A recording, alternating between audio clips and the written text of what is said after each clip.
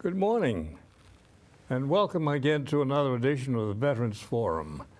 The program is coming to you from the Derry Community Television Studios here in Derry, New Hampshire. Today is the 17th of October, the year 2013. This is another one of the programs wherein we're asking local veterans, male and female, if they can and will, to come and share their experiences with us so that it can be part of the database as part of the Library of Congress's Veterans History Project that's been in vogue since the year 2000. What we're trying to do is to get history as it was made by the people who made it properly recorded. We're being told once in a while that some of our enemies have been carefully expunging a lot of their history books so that some of the atrocities that were committed never happened. We can't allow that. So what we're doing is asking guys and gals if they can and will share their experiences. The simple fact is this: each one of us had a job to do, and we did it. We want to make sure that that action is recorded properly and permanently. It'll be part of the database the Library of Congress has been building so that any and all veterans' activities will be part of a permanent, clear record. Those coming after us will be able to get a true story and picture. As an example of what is important, using numbers, we were told at the outset of the program, back in the beginning of World War II, there were some 16 million guys and gals serving throughout the world, doing various and wonderful things. Everybody wasn't Audie Murphy or Sergeant Balfour or so forth, but we just want to make sure that what you did is part of a sequence that contributed to the overall success. As you go through the program, we hope that it'll be helping to answer the question that us old-timers get asked by a lot of the kids, grandkids, you know, "Hey, Grandpa, what did you do in the war?" Well, going back from my war, World War II, there have been 6 or 7 major ones, so that we have to be careful what one we're talking about. And that's what we're trying to do, to make sure that the history is clearly and wonderfully reported.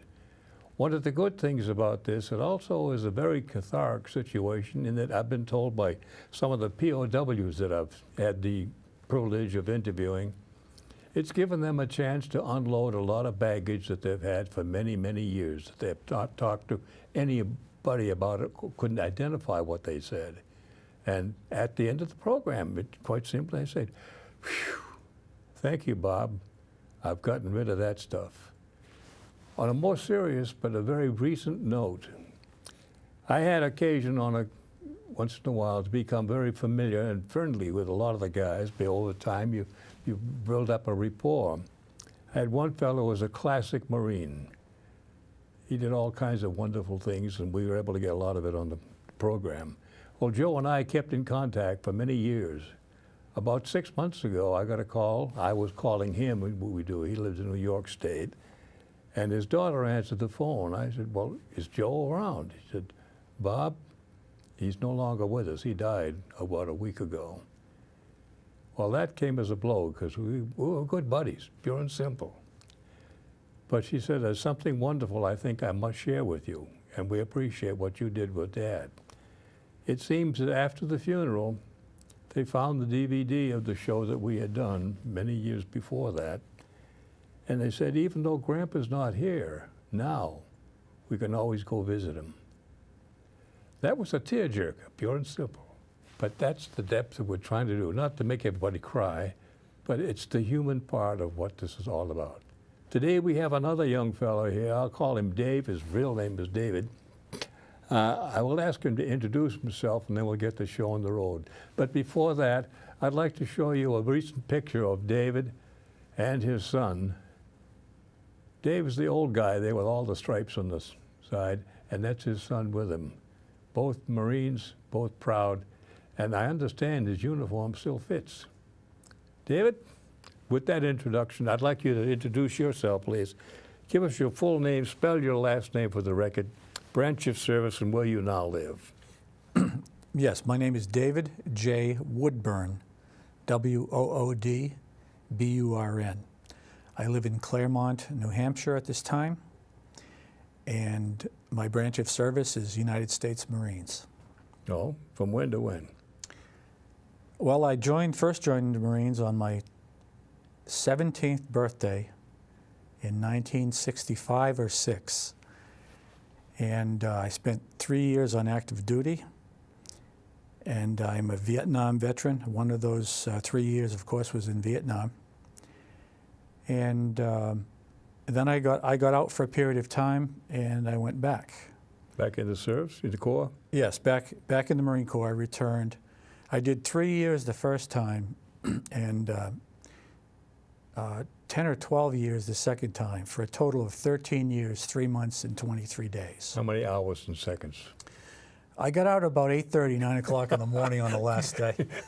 Semper Fi, Mac. Thank you. Okay, and oh dear, I know you're proud of that photograph, and I really think it does both of you very well. Well, thank What I'd you. like to do, now that we've found out what you are now, I'd like to go back and find out how you got to be here. For example, where and when were you born, and how was it growing up? What was your family life like? Do you have any brothers and sisters? Well, any family members in the service and so forth. The history, that's your history. Okay. I was born in Nashua, New Hampshire, and I don't remember too much of that, of course. My family moved, I believe, when I was about a year and a half old to Manchester, New Hampshire. And we lived on different sides of town. What do you mean by that? Well, there's the main street, Elm Street in Manchester. Anything west of Elm Street is the west side, and anything east, of course, is the east side. Oh, So, yes. So I lived in East Manchester for most of my young years. And we lived on Spruce Street, 425 Spruce Street to be exact, for about 5 or 6 years. And that's where I got my first experience with young Marines. I would see these kids going to boot camp that were my neighborhood, we'll say friends, or brothers of my, older brothers of my friends. And I would see them return, and they were changed. in what manner? Well, they were organized, polite, neat, healthy, trimmed or built up, and it stuck with me. Oh, And then one day, I saw a man by the name of Sergeant Bob Rosenthal walking down the streets of Manchester in a Marine uniform.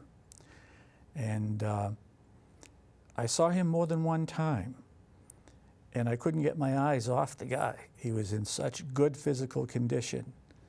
So I stopped in to see him when I was 16 years old. the recruiting desk? Yes, at the recruiting desk. Just happened Sorry? to be there, yeah. He just happened to be in his office. I was 16 years and 11 months old, and we talked, and I took tests, and this is what I wanted to do. I had decided I passed the tests, passed the physical, and then, of course, we had to talk my parents into signing because I was 17. I was actually 16. You weren't 17. That's correct.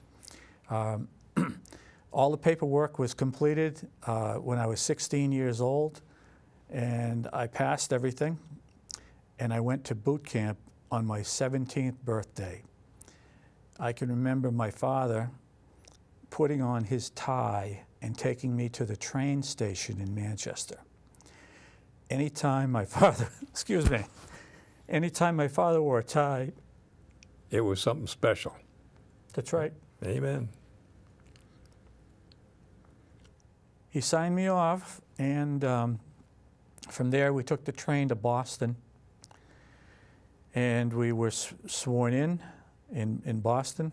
We're at the Fargo building, the post office? I don't remember it was a reception center, military reception center in Boston. Could have been the postal annex. Okay, I'm sorry, go ahead.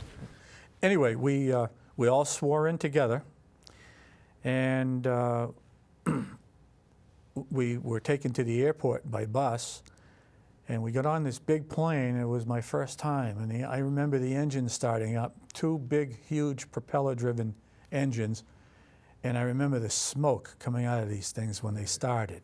And of course, we, in a short period of time, took off. And later that afternoon, landed at South Carolina, where I went to boot camp. Mm-hmm. Where? Parris Island, South Carolina. Okay, across the bridge. Yes. The airport was about 50 miles away, so we had another bus trip from the airport to Parris Island. And the next 8 weeks were a blur. Oh? I remember a lot of it. However, they didn't give us enough time to think, and that was planned. Oh, yeah. We ran everywhere. We never walked. We hardly ever took a bus or any type of transportation. We ran all over that island. Everywhere we needed to go, we ran. I'll never forget how many miles. I don't know the number of miles. But there were a lot of them. Many, yes. Yeah. Okay. Can you back up a little bit and give us your, if you can remember, your first 3 or 4 days in boot as the change from a fuzzy-faced civilian into now a skinhead Marine trainee, if you will, a boot? Well, what happened? I'll never forget the first night. We got in there about 3:30 a.m. And they have these footprints painted on the ground. The yellow footprints? Yellow footprints. And a drill instructor got on that bus and he screamed, "All of you, get off and stand on the yellow footprints." And of course, they were all like about 2 feet apart. Mm-hmm. And we stood on those yellow footprints. And then we went into a large room. It seemed to me to look like a medical facility, but it was the reception center. And we got showers, haircuts, sort of cursory examination by medical people, making sure we didn't have any sores or injuries that would not allow us to train. Then we went to one section of that building, and they had all of these items out in the open, and we had these bags that we had to fill with soap. Gear? Our gear. Yeah, okay. Our toothbrushes, soap, and all of the other things, T-shirts, take 1 or take 5, and you count 5 and you put it in the bag. And it was a sea bag, a Navy sea bag, a Marine Corps sea bag. And we carried those bags outside, and they started us running in circles what seemed for hours. It wasn't that long. It probably was about an hour or hour and 10 minutes. We ran, and we ran, and we ran, and we ran. In circle? Carrying your bag? It was dark. Yes, carrying a bag. Oh, yeah, all the It buddy. was dark. It was 4 o'clock in the morning, 4:30. We hadn't slept for a day. We were all about the same age, between 17 and 21, 22 years old. And they ran us and ran us and ran us. And then we were so dead tired. They ran us into this building, and that's where we lived, into our barracks. We lined up in front of racks or beds. We made these beds with sheets and blankets and whatever else we had. And then they allowed us to lie down and sleep, and it seemed like 30 seconds later, the night was gone. Yeah. And I heard for the first time what a trash can sounds like in a hollow building. They tapped on them loud with hammers, and they threw them down the middle of the floor. And after they did that, 3 or 4 days, the training was taking effect. All they would have to do is come in and turn on the lights. And in less than 3 seconds, we were all standing at attention and quiet. By the bunk. That was the beginning of the training. Now, when you got your gear, did they take time to fit you out as far as your shoes and so forth to make sure you got the right fit and a good fit? Yes, somewhat. Shoes, of course, and boots had to fit properly. Yeah. Your clothes had to fit and not be too tight, otherwise it would stop blood or choke you. But they didn't have to fit very well, because in the next couple of months, your body is going to change. I know they're going to hang loose. They're going to hang loose. Oh, we yeah. had clothing that was, what's it called when you readjust it? They were redone. It's restitched. Oh? 2 or 3 times. Oh, altered.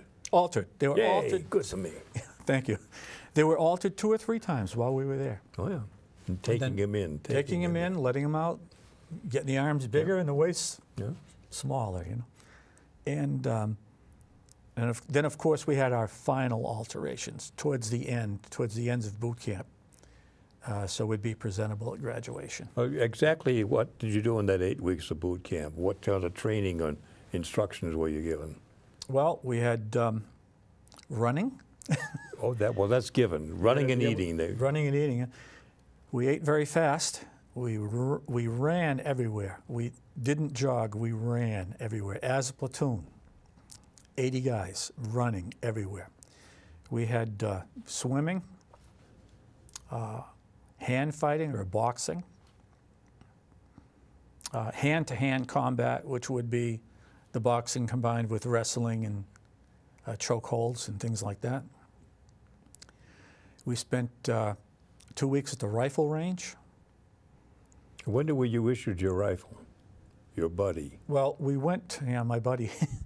We went to the rifle range, and we were, to answer that question, I'm sorry, we were issued the rifles within 2 or 3 days of arriving. Okay. And back then, they weren't kept in the armories. They were kept in the barracks. They were locked, but they were kept in a gun rack in the middle of the squad bay. And anytime you had any free time, which was never, you went and pulled your rifle out and cleaned it. Cleaned it and Took it cleaned apart, it and cleaned it and cleaned it. And I remember the final test for the rifle was, first it had to be totally clean, ridiculously clean, and then blindfolded. You had to disassemble it, excuse me, and then reassemble it, the entire rifle, piece by piece by piece, with the blindfold on. And if you didn't pass it, you did it again, and again, and again, and again, until you got it. Yeah. Because that was your buddy, pure and simple. They were your buddy, all right. And when we finished up boot camp later on, they explained a few things to us. That rifle may save your life. Excuse me, I'm getting emotional. Well, it happens. And all the things they did to us in boot camp were just to make us stronger. Oh, yeah. So the other guy would get killed and not us. Excuse me. It's self-protection. I know. I was told to interject something that the first 8 weeks they very carefully took you apart. That's exactly right. Piece by piece, and then from there on out they has reassembled you from this mess into a Marine, potentially to finally a Marine.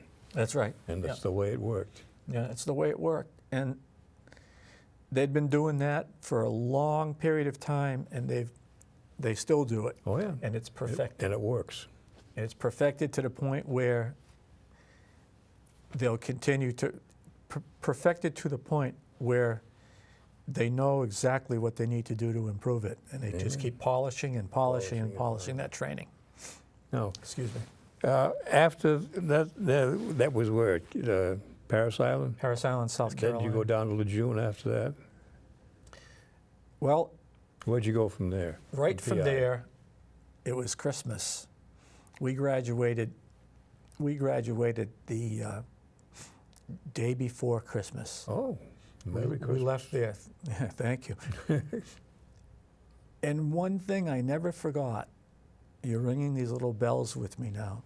It was Christmas, and we had this young Marine recruit, young Marine, who had just became a Marine. He didn't want to go anywhere on leave for Christmas because he didn't have a family. He was an orphan. That's a tearjerker. It is a tearjerker. And the drill instructors took him home. Yeah, they do that. No guy's going to be lonely on Christmas.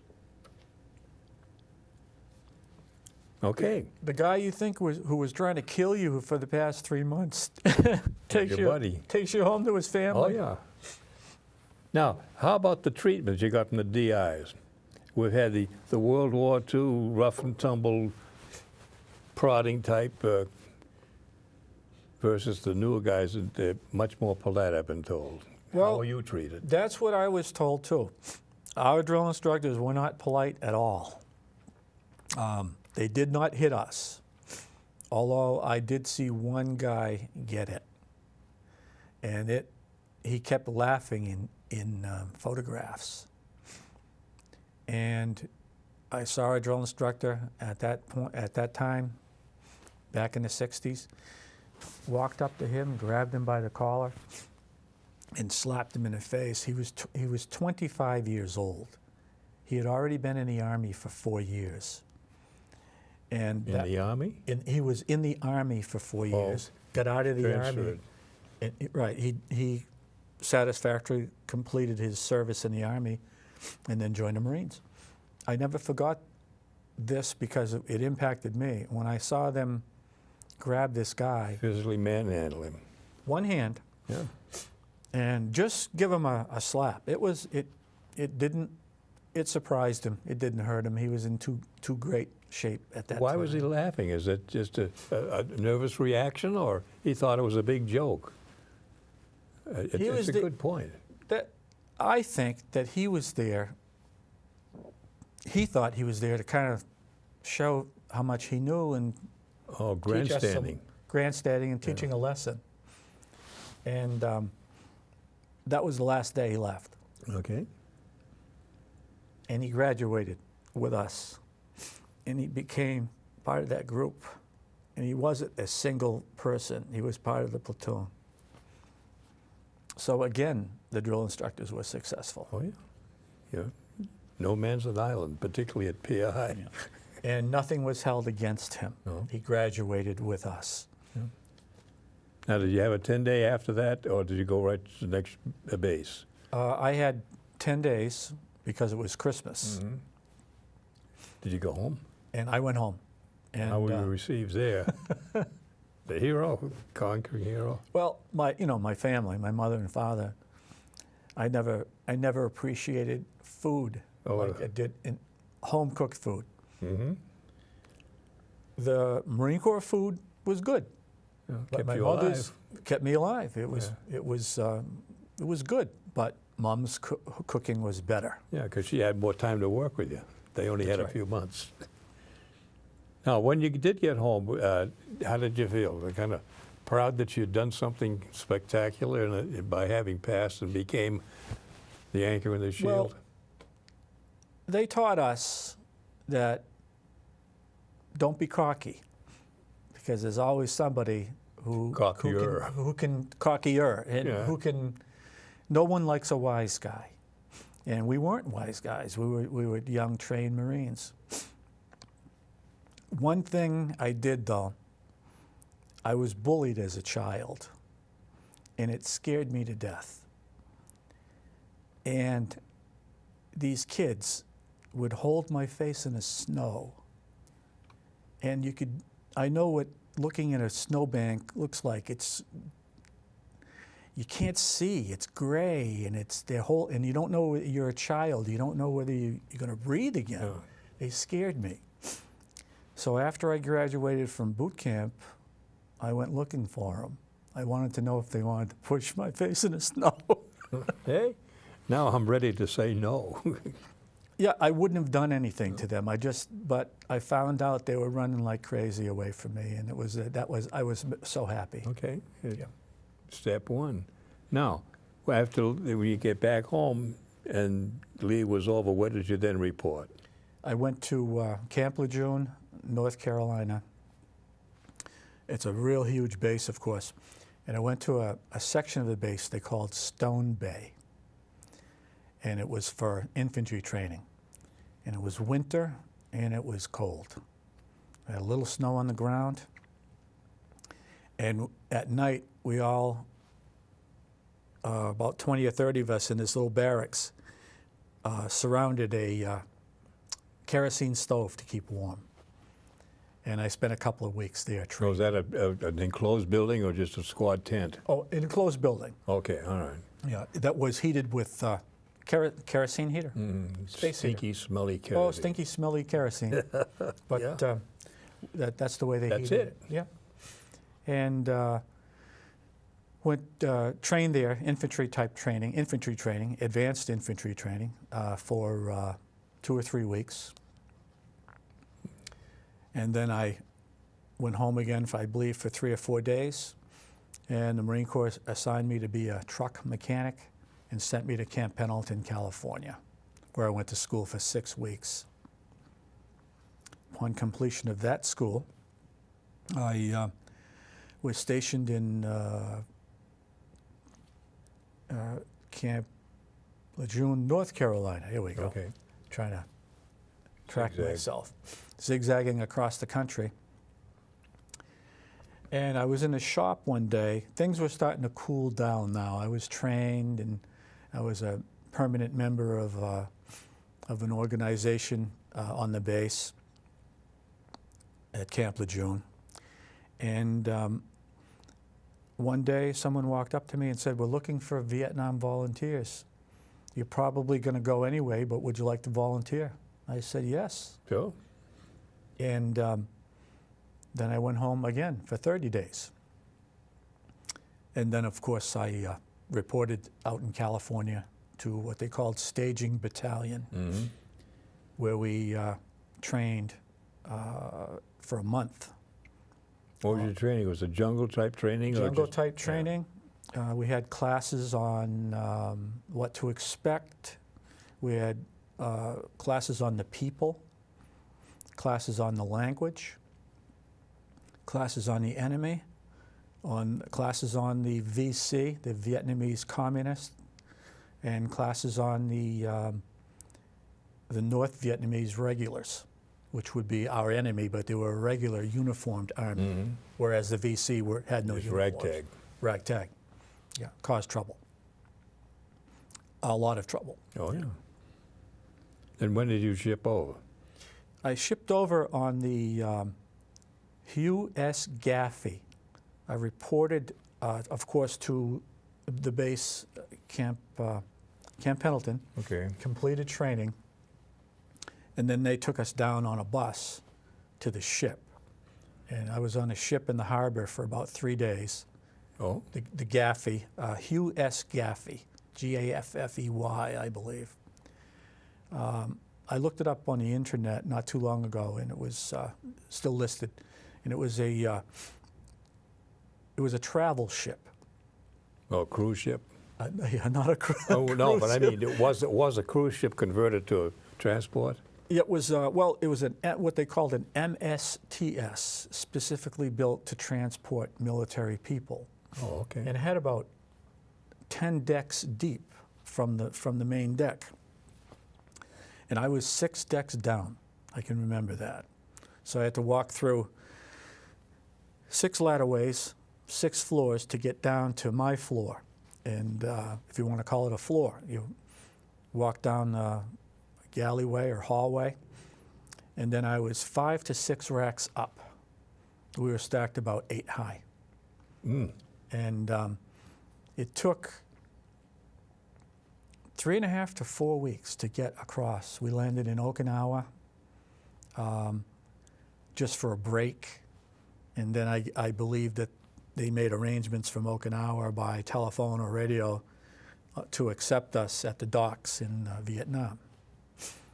And I remember being so young, I expected a war. Right at the dockside? Not in Okinawa, but when we got to Vietnam. Yeah. I thought there'd be bombs bursting and people shooting at us. And we pull up to the dock, and I see these little fishing boats with these little 5-horsepower motors. Tick, tick, tick, tick, tick, tick. They're ticking through the ocean going out to fish. And later I learned that they were fishing for their food. There were no stores. Yeah. That's Was how that the Mekong Delta? No, that way?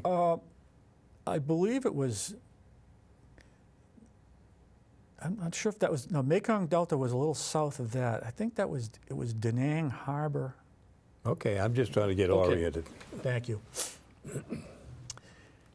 And I remember getting off the ship and walking, and we walked to some trucks and buses, and they took us to the airport, and the airport was all set to take different planes with, one south, one north, one east, one west.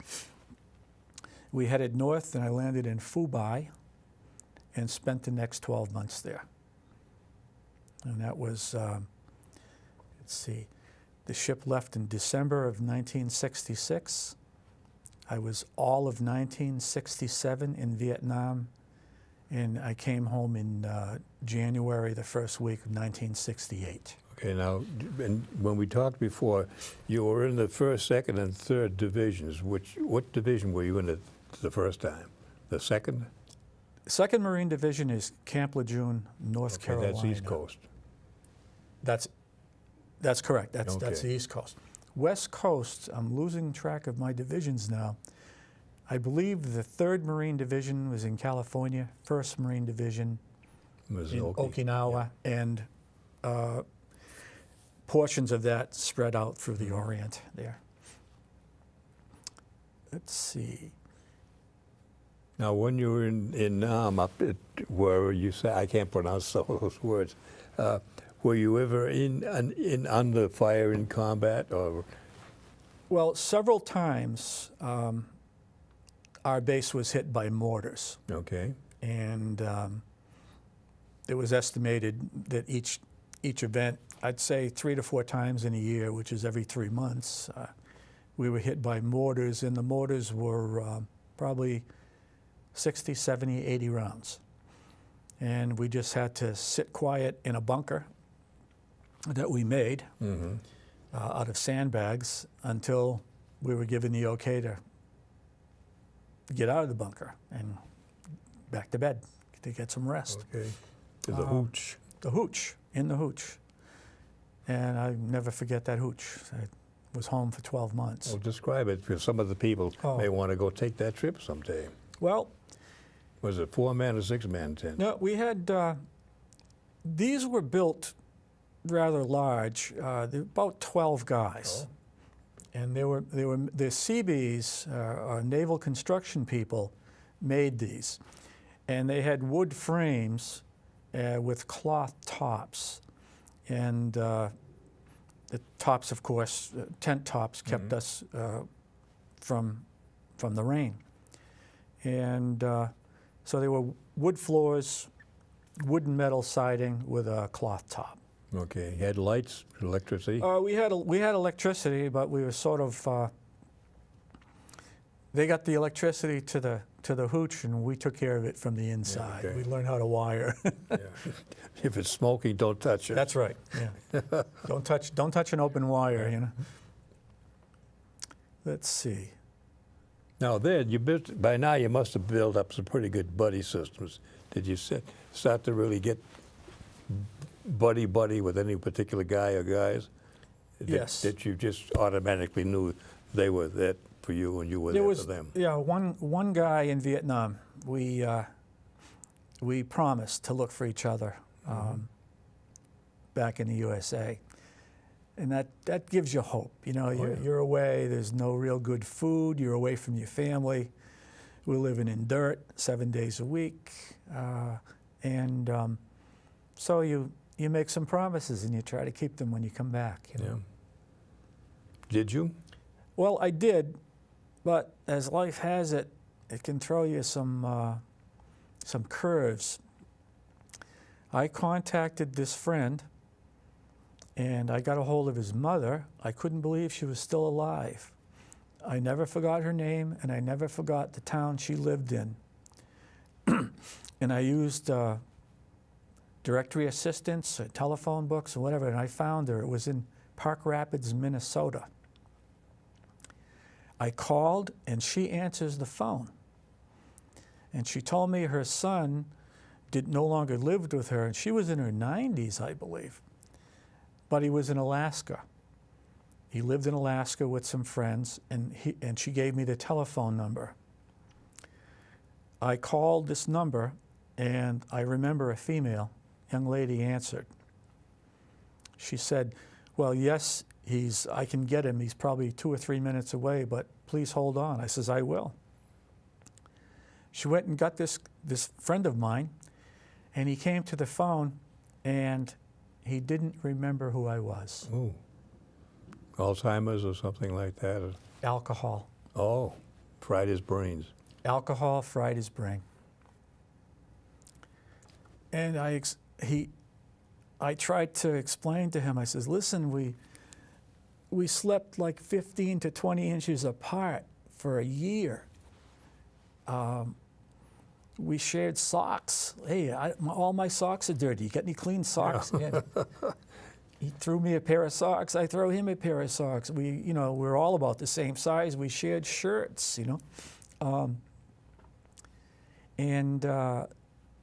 he, for some reason, just drifted away. He drifted away, got into the alcohol real deep, which reminds me of my own alcohol use.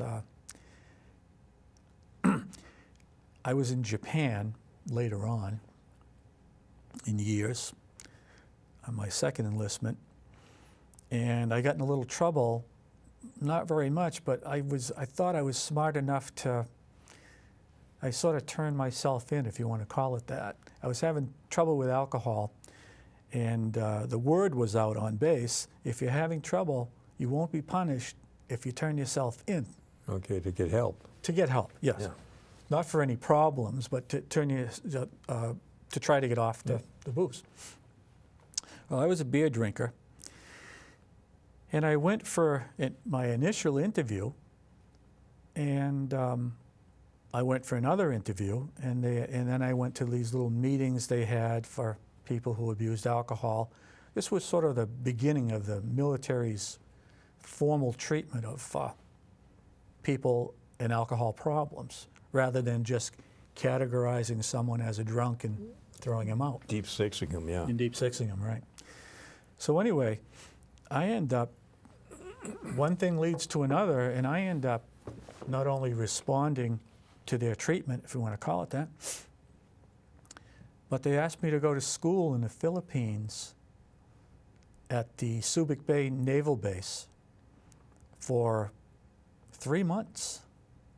For treatment? Or I'm sorry, no, for a formal school to learn about alcohol and drug abuse. Good deal. This was in Japan, and for the next 2.5 years, that's what I did for work. And I was,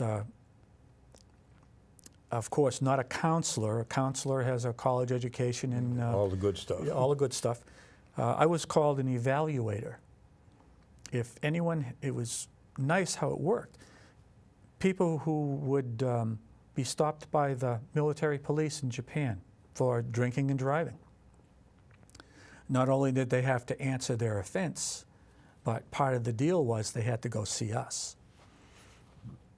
We intercepted problems, and our job was to help people, not punish them. Mm-hmm. Good.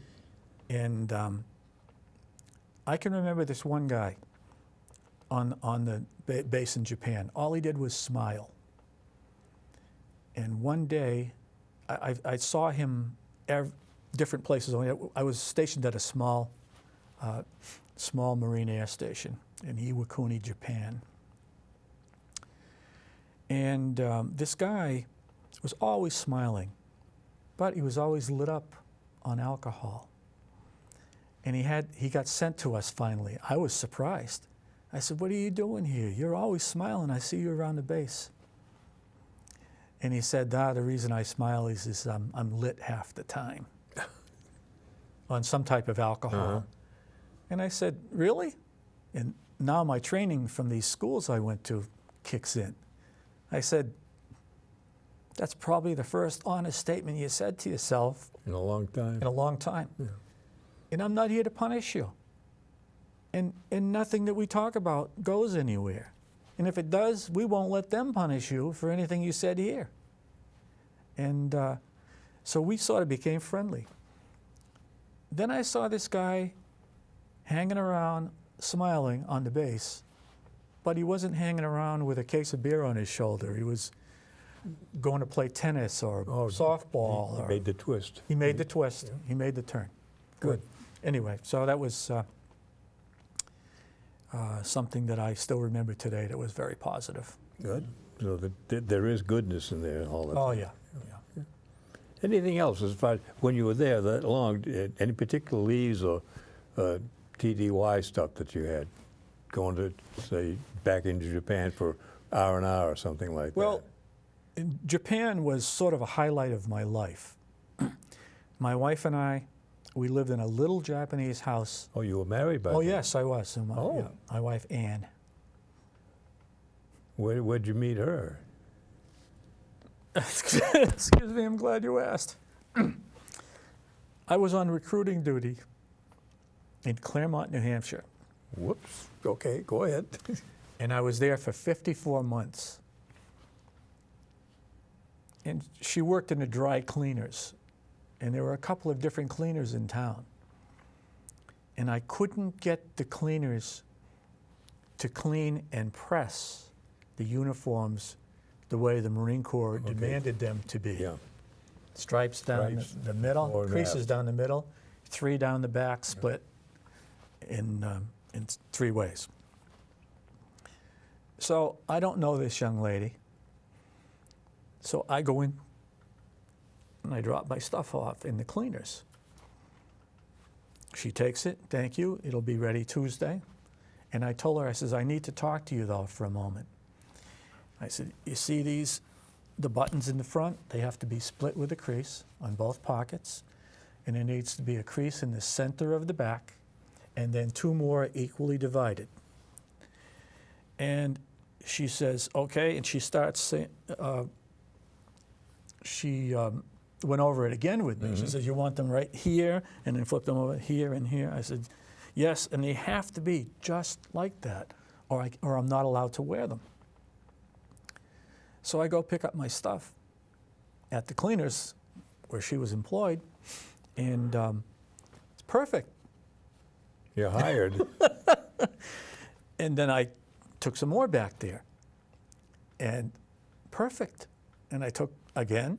So after about 2 weeks, she looked too young. So I was afraid to ask her to go out.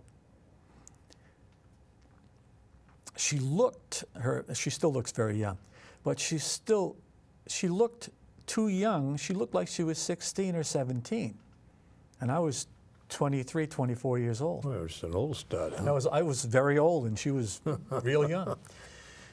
So anyway, one thing led to another, and I found out that she was 20, I believe, or 21. Wow. So we got together, and we're still together.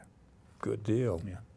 Any, they say, any offspring from that union? No, not from that union, but I'll tell you, she still creases the shirts right down the pocket. Keep her around. They're hard to find. And I bet she drives at night. She drives at night for me. You got a deal, buddy. Yeah, thank you. Okay, now let's get back to Japan then. Yeah. Oh. Now, and you said you got a outstanding promotion to staff as a result of your recruiting. Yes. Could you explain that, how that happened to be? Well, I never went to recruiter school. There was a school at that time in San Diego, California, at the boot camp base in San Diego for recruiter school, but I didn't go. They did an experiment with me. They said, what we'd like you to do is train in Manchester, New Hampshire quickly, and then we'll send you somewhere else. They sent me to Nashua, New Hampshire, and I further trained in Nashua. Well, by training, what did that mean you had to do? Learn all kinds of procedures and protocols? Or? Yes, learn the interview techniques and okay. how to do police checks, checks for police records, how to do the paperwork, where to take the applicants for their physical examinations. And we had a screening test, a written screening test, about 5 to 6 questions, getting them to take one of these screening tests to see if they should take the real written test that was given in Manchester, New Hampshire at that time. So I had to learn everything about the job, the whole bit. And then from there, I'm really glad you asked me about this, because it's things really happened for me there. I went from Nashua to Keene, New Hampshire, and I found a little apartment in the basement of this lady's home in North Swansea, which is right on the edge of Keene.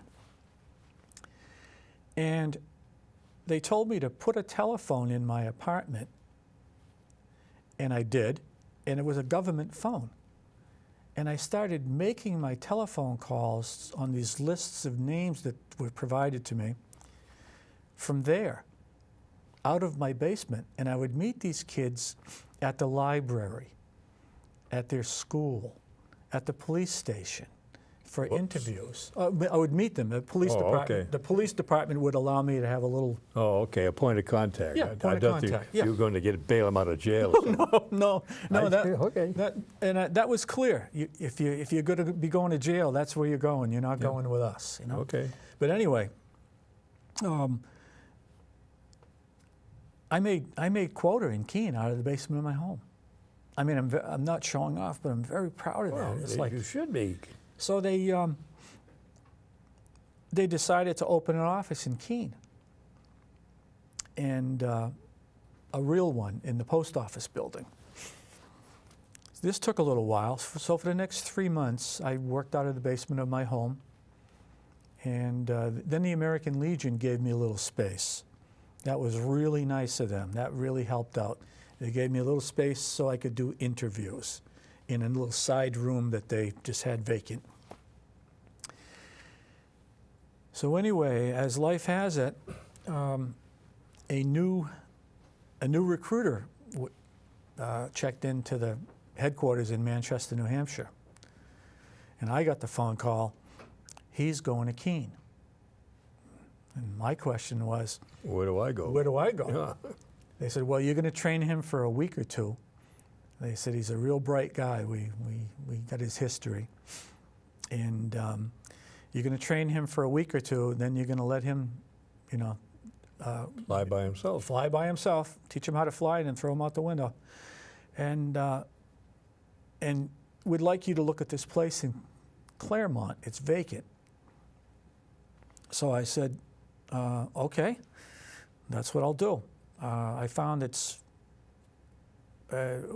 playing ball got you everything in the Marines, So I drove to Claremont, and I got to what we call the Flats.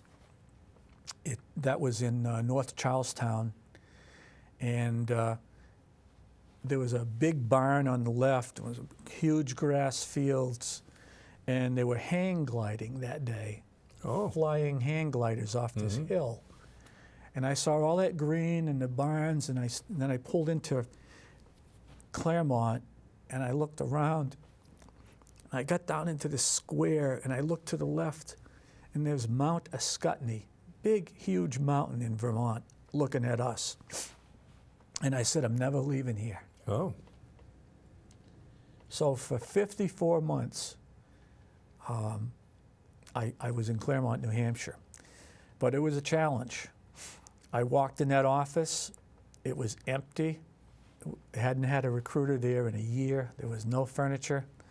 And there was still the little pile of dust that gets left when someone finally sweeps up Yeah. in the middle of the floor. So I got some furniture and started again Okay. and stayed there 54 months, and it was really a highlight of my life. Because that's when they made you staff, right? Yes. I went from corporal to staff sergeant in about a year and a half. Uh-huh. So, hard work. Yeah. It paid off. Paid off. It paid off. Yeah. Okay, now that you've gone, are you all through the military? What have you been doing since then? After you got through, where did you go in getting some kind of work or? Well, my wife's father owned a moving company, and everyone in town, everyone in the region knew it. It was Chase the Mover, and Chase the Mover. Chase the Mover, yeah. And his name is Herbert Chase. He's a veteran as well. And I worked for them for a short period of time. But it was a long, hard life, and what I did was I worked for them part-time, and then I bought a Corvette, and I wanted to drive it for 12 months anywhere I wanted to go. Oh. I just got up in the morning and went someplace for 12 months. A year later, when I was finished that, I got a real estate license. I began selling real estate in the Claremont area, and I used my recruiting experience and influence to make myself successful in that business as well. So it was a happy time all around. Yeah. From there, I became a building inspector privately, and I really loved that, and I did that for 15 years. Wow. Until I retired. Now, are you retired now? I'm medically retired, yes. Oh, you're living on the fat of the land then, huh? Yeah, it's not much fat. I know. Okay. Oh, dear. I got one question to ask you, my buddy. Sure. With all you've seen and done and where you've been the 1st, the 2nd, and the 3rd divisions, the 1st and 2nd MAG groups, all kinds of countries, all kinds of situations. Do you think that that has been a positive or a negative impact on your life? And Absolutely positive. can you explain it, how you feel? I go to weddings, parties, and I'm not trying to show off, and I don't. I keep everything to myself unless I'm asked. But I listen to what people talk about, and I don't have too much to share with them. What I mean by share is they don't have equal experiences, not in an elevated fashion, but in order to share something on an equal level. Well, for example, cut you right there to Sure. that point. Did you join the VFW or the Legion or something like that? I haven't. Okay. And I didn't because I had trouble with alcohol in the past and I didn't want to go near them. I should Be tempted. I didn't want to be tempted. I should join them to support them financially in that Because fashion. in that respect, I've found in my limited experience that once you're in, you don't have to make a bravado because you know the words, you've lived it, and the guys accept you on that plane so that you don't have that differentiation between me and civilian stuff. That's right. There's that common bond. No matter what they tell you, it's there for life. Yeah. And you're that's the best absolutely way. right. Yeah. I got one thing that just came to my mind. Go ahead. When we got we 3 left- minutes, I think. Okay. When we left Vietnam, from Phu Bai, I got on a military plane. And I believe it had a jet air takeoff bottle on the back of it. Okay, JATO. A JATO bottle. Propeller-driven airplane. They start to take off roll, and then they fire those bottles, and the thing turns into a jet. Up and away it goes. So two or 3 hours later, we land. And south, I believe it either was in Da Nang. I forgot the town that I left Vietnam from. But anyway, there was no stayover. It was fly down there on the military plane, and that same one is taking people back to my base that just got there. But I'm I'm leaving. And I never forgot the day I saw the Pan Am jet clipper. And there wasn't any clearance back then. We didn't have trouble with people trying to bomb aircraft. So we climbed up a ladder, and there's this beautiful girl saying, "We're going to take you, we're going to take you home. Welcome." Yippee. We got on that plane, that jet, and it took 30 to 45 minutes for them to, get the thing ready to go, get all locked up, count us. And I never forgot how beautiful this girl was and how kind they were to us. And I've seen a couple of films on TV or movies where the jet takes off and it's full of servicemen leaving the war. And it was like, when your takeoff is successful, when the wheels are off the ground, they've rolled them up, they're climbing, and they start to settle a little bit. Yeah. At that time. One big cheer. One big cheer. We're out of there, all at the same time. The loudest noise I've heard in my life of joy. And then I don't remember the rest of the ride home. It was fun. The stewardesses at the time, flight attendants. They were not afraid of us in any fashion. Welcome, boys, and they were getting us. I didn't drink, but beers and sodas and food, and just treating us like kings on the way home. Good deal. Yeah, it was that day I never forgot when I saw that Pan Am jet clipper sitting at on the runway, and I knew that was my plane. I was going home. Well, as you said then, welcome home, buddy. Thank you very much. Stay loose and stay healthy. Thank you. We got to wrap it. Folks, we're going to have to say thank you for joining us to get to that time. I have one more thing to show that I'd like Sean out in the control room to show you. It's a picture of a truck and a windshield. Can you call that up? Now, David, give us a story about that and we'll wrap it. Well, this was in Vietnam, and I was asked if I wanted to ride shotgun because we had a broken down truck. And what you're looking at there is the windshield of the truck. And you're looking at through the front of it, with the windshield. If you look to the top, you can see the towing mechanism. And if you look real close, you can see the windshield wiper on my side, on the passenger side. Well, I was riding shotgun to defend that truck that day with loaded weapons and hand grenades. And we got down to where our target vehicle was, hooked up to it, and was towing it back to our base, which is like 15 miles away. And as soon as we got underway, towing, some VC fired a mortar at us. And I heard it go off. I heard a thump, a round hollow noise, a hollow noise, and like a thump. And 15 seconds, 10 seconds later, the windshield blows up in front of me.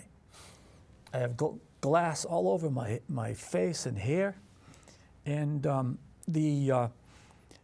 I didn't know what happened. I heard a noise, and all of a sudden, I have a broken windshield in front of me and glass, and we're still driving. And 10 to 15 seconds later, my training kicked in, and my senses came back. I'm pointing my rifle out the window. I'm loaded. I've got hand grenades hooked to me. The driver's going, "We got to get out of here." I says, "This was." Now that I think of it, it was just like in the movies. Yeah, only it was real number one. So we did get out of there. I wasn't injured. We got back to base, and when we got back to base, there was a piece of shrapnel the size of your little finger. That's what hit the windshield. It was on the hood of the truck, and it was still hot when we got back. If that had gone through, it would have nailed you. Right in the face. Oh. ruin a good-looking face. Yeah, I'm still handsome because of it. Yeah. Well, let's not stretch it, okay? Okay. On that note, folks, I'd like to say thank you for watching. And again, to you guys and gals out there who have seen the show or would like to do your own show, please come get a hold of me. The address will be on the back. And if nothing else, you'll be more than appreciated, and we'll do all we can to make you have a good time. Bob Stevens saying thank you. Stay healthy. Come and see us.